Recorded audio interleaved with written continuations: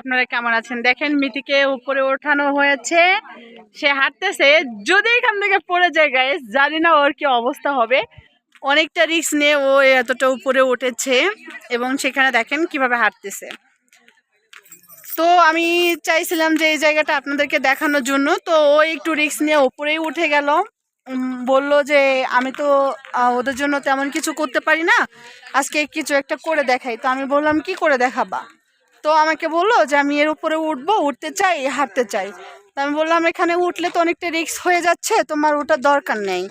কিন্তু সে আপনাদের জন্য এত বড় রিস্কটা নিল যে সে বললো যে না, সে উপরে উঠতে চায়, হাঁটতে চায়।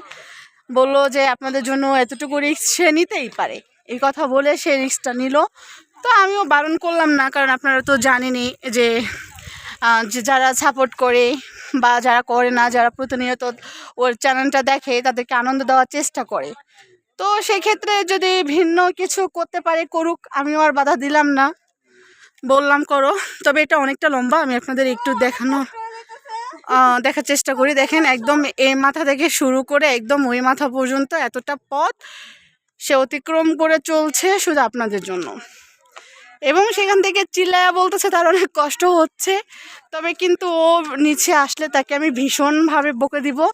আমি বারণ করেছিলাম, তবু কিন্তু সে আপনাদের জন্য রিস্কটা নিল এবং এখন বলছে তার অনেক কষ্ট হচ্ছে। তো এই জন্যই ওকে আমি অনেকটা বকে দিব আজকে। ঠিক আছে গাইস, দেখেন একদম পিচ্ছি মেয়ে লাগছে, যতটাও পিচ্ছিও না।